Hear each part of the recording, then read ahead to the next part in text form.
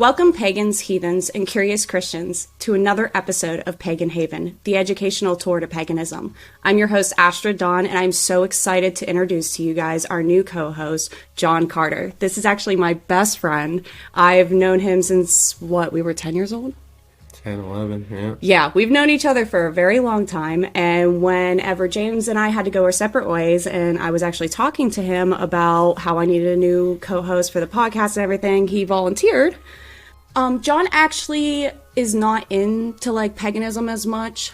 He doesn't know as much as I do, obviously. He was a Christian. He's still, you say that you are a Christian, you're just... I follow Christian beliefs and whatnot to a certain extent, but, I question a lot of things. I'm curious into a lot of different things. I'll do my research here and there just to kind of check things out, but other than that, I stick with the Christian faith. And that's exactly why we do this podcast, and that's exactly why in the welcome I specifically say curious Christians, because anyone here is welcome to be able to learn about paganism, because that's what it's all about, is learning about other people and, understanding everyone's, culture and how they live their lives, and that just kind of, it's the way to bring peace a little bit, just to be able to understand people a little bit better. Oh, yeah. But anyways, for this episode, we're doing a bonus episode, obviously, because we always drop our episodes on the 15th of every month, which we're still doing our Yule episode, past and present, on December 15th. But this episode, we're doing just a bonus one because it is John's first episode with us. He was in town. He actually lives 4 hours away from me, but that makes it more manageable that we are actually able to do these episodes together. Whenever we have to be apart and we can't actually meet up, we're going to do what me and James had done, where I edit the audio in and, I'll be here. But we're going to try to do a joint recording as much as we can. So this episode we're going to be doing is Marvel versus Norse Mythology. And it's definitely not in any bad way, any attacks. We love the movie. We just watched it this morning in preparation of making this video. But basically, we just wanted to talk about, what Marvel shows Norse mythology and the gods versus what it actually is. And actually, I wanted to start off the episode by reading a quote that Thor says to Loki, because I felt like in the midst of the Marvel universe and Norse mythology, there are so many differences. But this one speaks volumes because it really does talk about what Loki is in Norse mythology. He says, "See, Loki, life is it's about growth. It's about change. But you seem to just want to stay the same. I guess what I'm trying to say is you'll always be the god of mischief, but you could be more." And whenever we start talking about Norse mythology and Loki as a god, you're going to see he only gives a crap about being mischief. He does not care about, it's all about him. That's what it is. Sometimes he's helpful, sometimes he's harmful, and that's just because. And we are going to talk about that in this episode. So first off, I was talking to John about, the big main difference in these movies is that Hela is actually named Hel in Norse mythology. We thought that was a little bit funny that Marvel added an A onto it to, I don't know why. But yeah, she is not the sister of Thor or Loki. Loki and Thor aren't even brothers. I know in the movies they explained that he's adopted. Is that what they say? He's an adopted brother. Yeah. He's not even that in Norse mythology. He becomes one of the more hated gods in Norse mythology. I can't speak today. He's one of the ones in Norse mythology that is one of the most hated ones. So he is not the brother of Thor, and Hel is actually the daughter of Loki. So we're actually going to talk about Hel first. Kind of like whenever you look at Christianity, you see hell that you go to if you're bad. That's what her realm was called. So Hel, or Hela in the Norse movies, is obviously the daughter of Loki, but she was appointed by Odin as the ruler of a realm that had the same name as her, Hel, which is actually located in Niflheim. And Niflheim is actually just a cold, dark place where they felt like dishonored warriors or, people who would go to hell in Christian faith would be going to Niflheim, which is just like cold. a fallen angel known as Lucifer. Yeah. Lucifer was the holder and the god in a sense of the realm hell, where anyone that broke the Christian faith or any type of sin, that's where they went. So there's a lot of similarities to what we're talking about here. So that's why it's like, I feel like if we could get more and more people to realize like how similar each religion is. Exactly. How similar certain points in the religions are. I think there'd be a lot more conversation for people and a lot less hate. Exactly. Because, I don't know, it's when you see the Christian radicals, like the extremists, they believe, like, if you don't believe in my God, you're going to hell. Like, that's it. That's bottom line, you're going to hell. But we look at paganism and we're like, yeah, there's Greek gods, there's Norse gods, yeah, they're all there. And that's basically what we're trying to get to a point of. Because we're not saying all Christians are like that. Obviously, we have John here who is curious and wants to learn and everything. And that's why I welcome you as curious Christians onto my channel. And we just want to show that just because you are Christian and just because I'm Norse doesn't mean that we can't get along and we can't understand our beliefs, Exactly. Instead of putting each other down like, no, you will believe what I'm telling you to believe, Yeah. But yeah, and then like the last little note I have here about who Hela is, she is definitely the goddess of death, obviously, and she's actually a key person in the resurrection of Odin's favorite son, which was Balder, which we're going to talk about a little bit later because he also, like, Loki is a big part of Balder's story. So that's just like the differences with Hela, how you see her there. Also, just to throw out there, her appearance is not as of what they had in the movies. Hela's actual appearance, which if you're watching this on YouTube, I will put up the pictures so that you can see what Hela looks like in Norse mythology. But half her face is like deaded and dying because she's half giant, which you see a lot when it comes to gods versus giants. I mean, Odin has giant blood, Thor has giant blood, Loki does, and Hela, being of a giant and Loki, came out looking half dead on one side. Actually, before I go any further, I want to actually explain what Ragnarok is in general, because that's what this movie is, Thor Ragnarok. So what is Ragnarok? Like, what is the story of what Ragnarok's supposed to be like? So Ragnarok's actually supposed to be like a series of events leading up to this great battle that is foretold to happen in Norse mythology. It's supposed to be between the gods and the giants, basically. And it's so funny because in Norse mythology, you always see, like, giants and gods constantly at odds with each other, and it's like, they intermingle, too. So, like, a lot of gods have giant blood, so it's crazy. It is. But, just like every other religion, you have those crazy tales and stories and prophecies and stuff. How are we ever to know what exactly it's meant for, why they do it for the reasons they do it? Well, like with your Ragnarok, again, back to the whole fact that the similarities between different religions and whatnot, yet if any of you have actually gone through and read the book of Revelations, it tells you about how the world's going to end and how certain people are going to rise to heaven and people are going to fall to hell. Ragnarok is kind of a splitting image of that. Same type of story, it's the end of time, it's the end of, end of the world. And there's actually a theory out there, which you'll understand why this theory's out there when I read the rest of my notes that I have here. But there's a theory that Christianity is actually the religion, the story that is supposed to happen after Ragnarok happens. Like, it is the next phase of our world. So when I explain the rest of this, you're going to see why people make that comparison. First off, during Ragnarok, there are a couple gods that do perish. Odin, Thor, Tyr, Freyr, Himadel. What was that guy's name again in the Thor Ragnarok movie? I'm so bad at pronouncing names.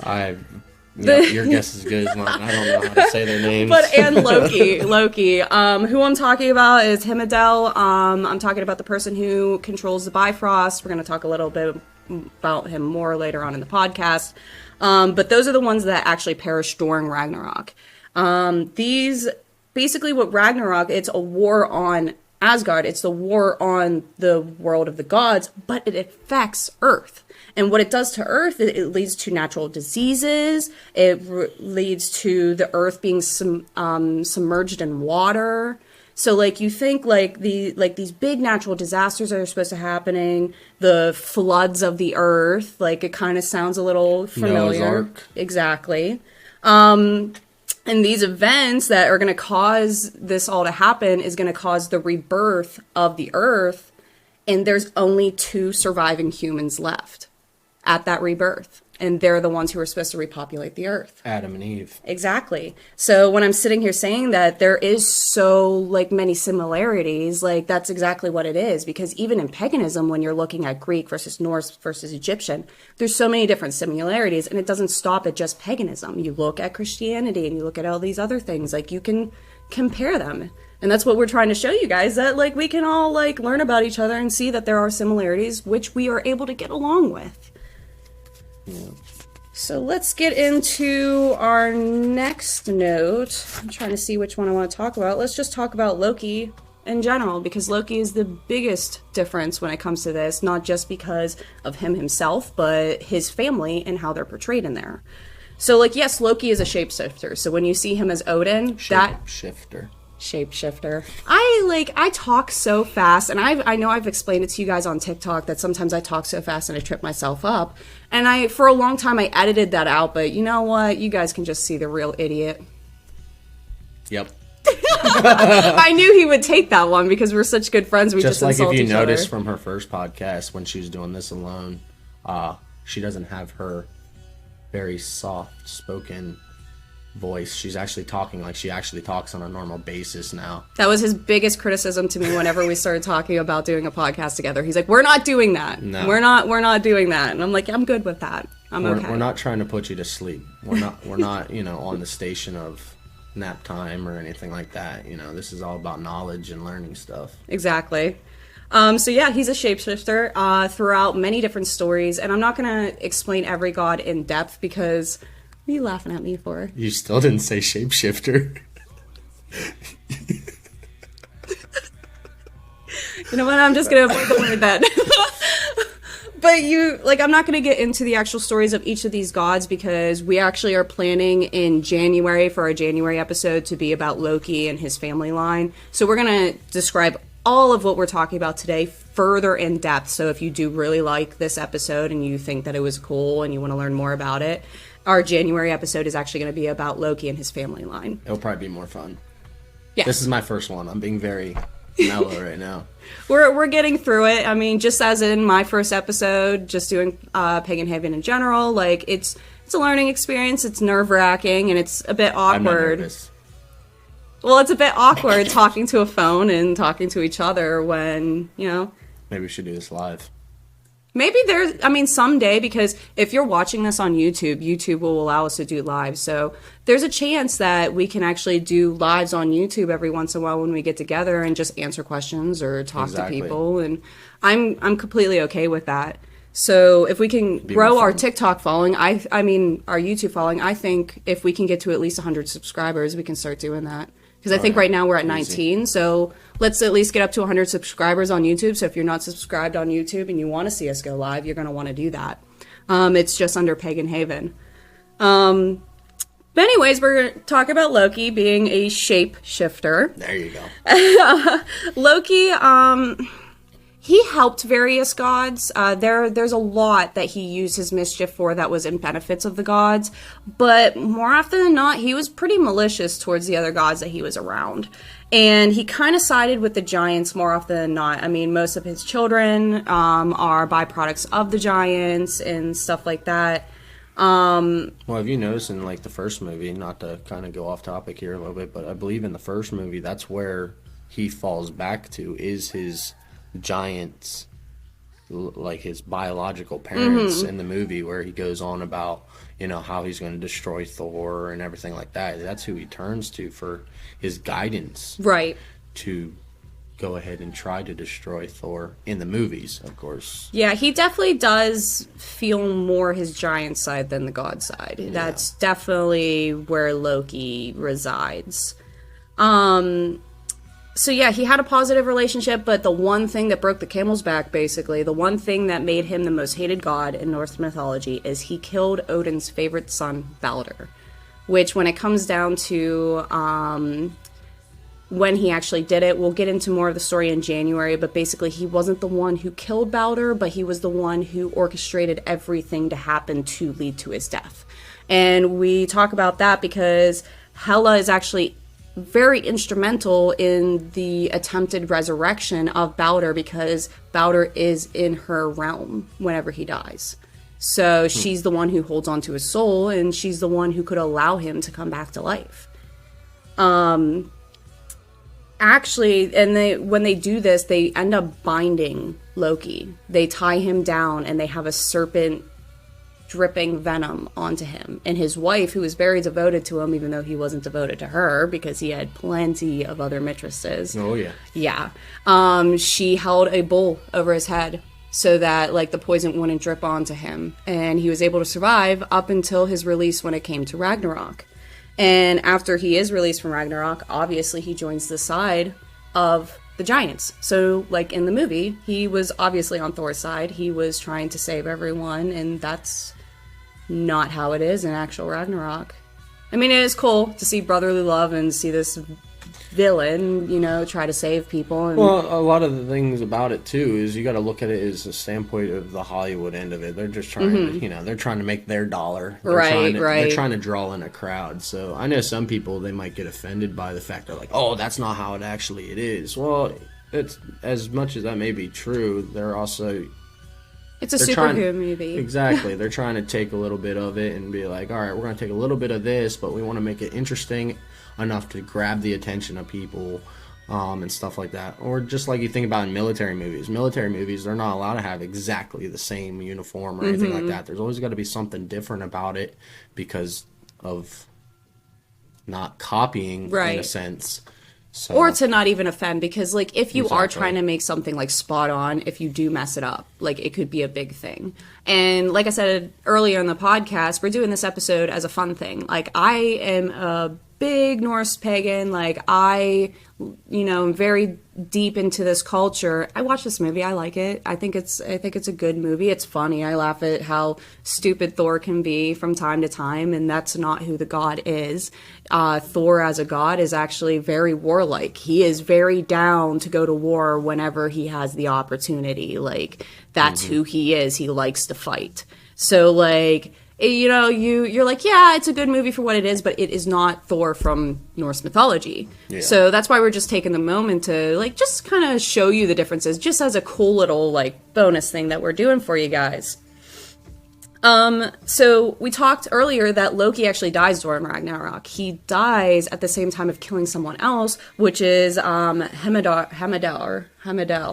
the guy who was in charge of the Bifrost. He is a god as well, who was in charge of the Bifrost, which opened the other worlds, like Asgard. And I know I was talking to John the other night because we were talking about the different realms and, you know, trying to describe that, you know, there's a world where there's Asgard, and then there's Niflheim, and there's Valhalla, and there's, you know, all these different worlds, and there is an actual Bifrost. And he's the one who's in charge of it because he has the power of foretell, for prophecy. He can see into the future.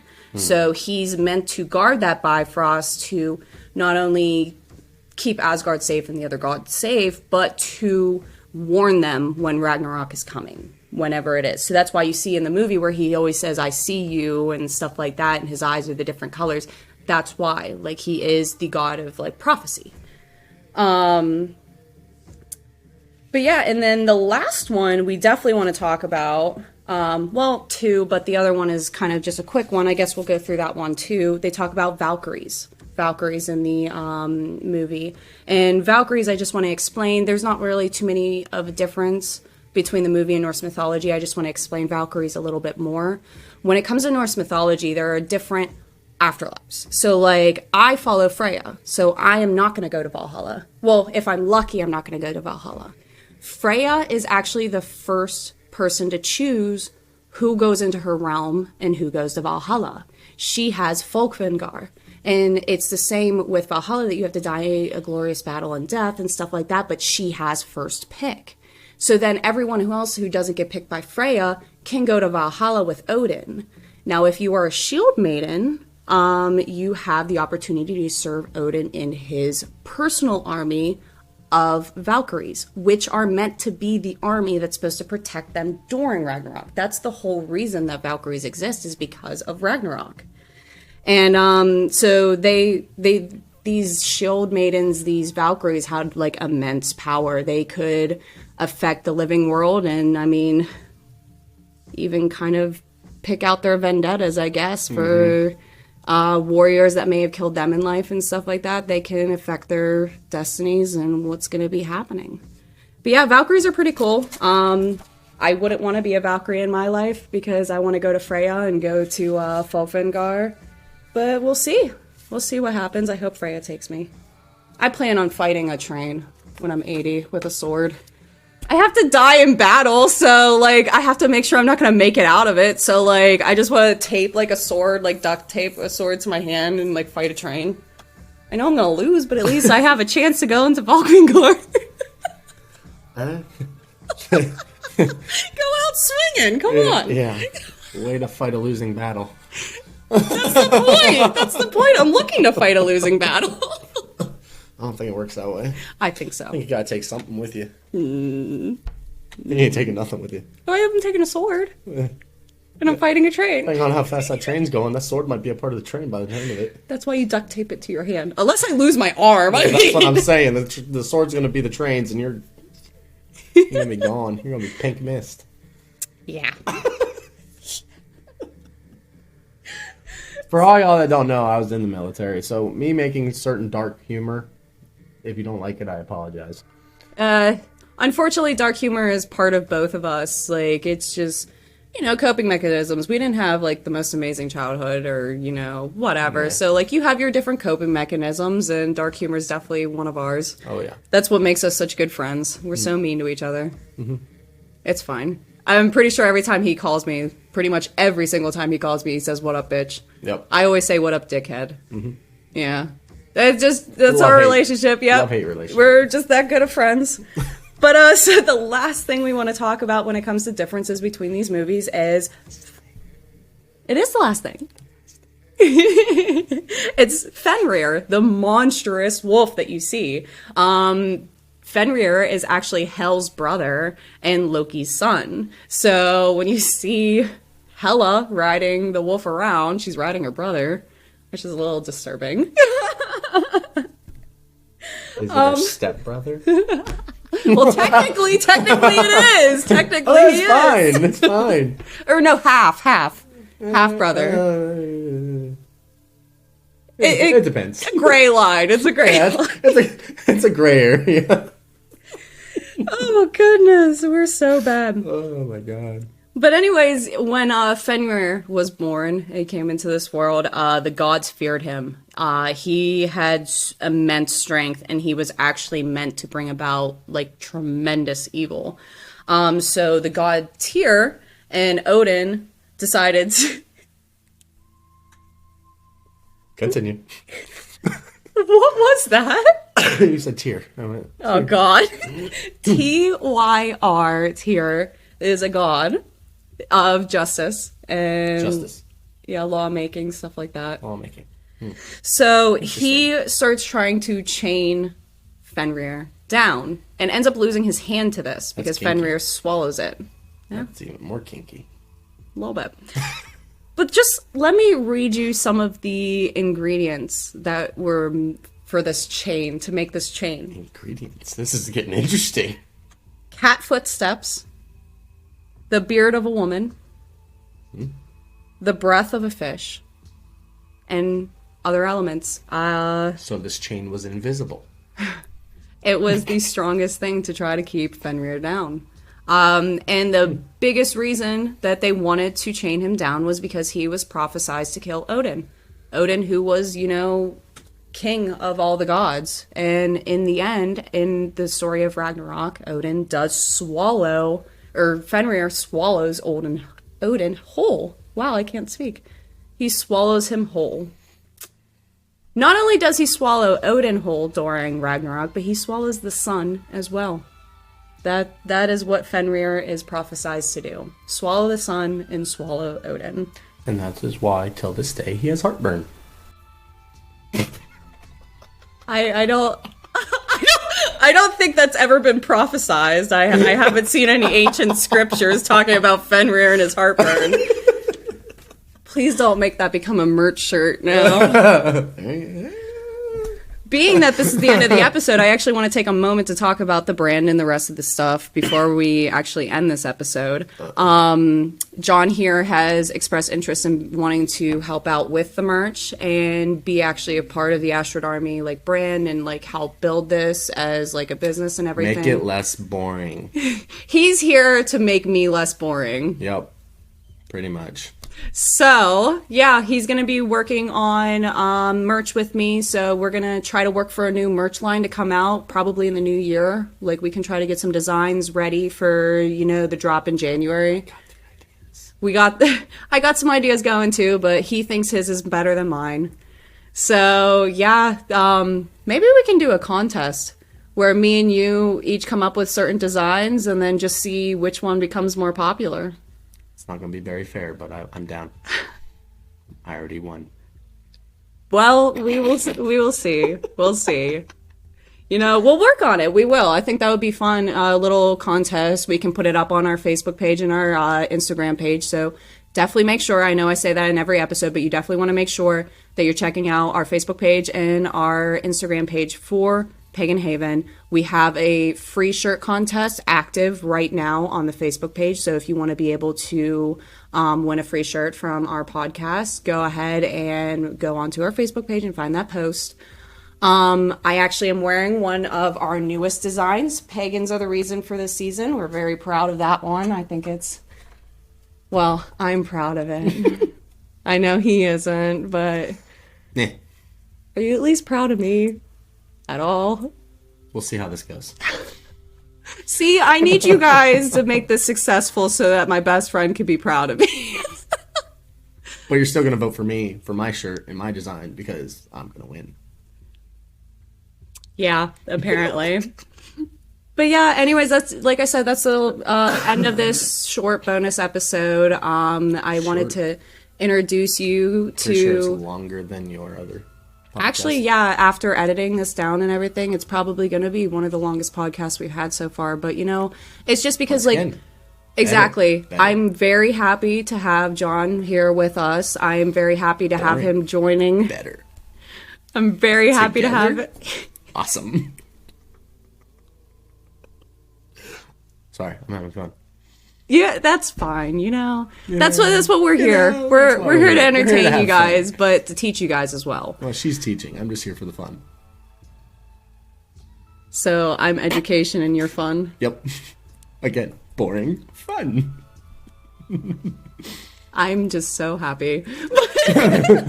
No, I am. I have been saying for this whole week that I've been very excited to be able to do this episode, sit down and be able to talk to him about his business plans that he has for this. And just all in all, be able to have more support and more help with my brand because I have been doing this all by myself. I do have some people in the background, but not to the extent that John is willing to step up and help out with. So like we said before, make sure you're following us on YouTube, get us up to that 100 subscription, and we'll start doing a little bit of lives. Check out our Facebook and Instagram page for, you know, info, updates, anything else. And then if you're checking out my TikTok, I'm sure we can link your TikTok as well if you would like. We each have TikTok accounts. And I do a lot of promoting on there and keeping up with what's going on. We also have a Discord. I have a link in bio section where I'm going to be attaching to the episode. Whether you're on YouTube, I'll have it on my YouTube comments. And if you're looking on Spotify or anything else, it's right in the description of the podcast. So yeah, that's the end of our episode. And we'll see you next episode, November 15th, or December 15th, when we talk about Yule, the history and YOLO. Modern practices. And make sure you're checking out our Yule shirts. We have a Yule blessing shirt and the Pagans are the reason for the season on Etsy under Astrid's Army. YOLO. I have a feeling that's all he's going to call Yule is YOLO. YOLO. I'm going to leave you with YOLO. YOLO.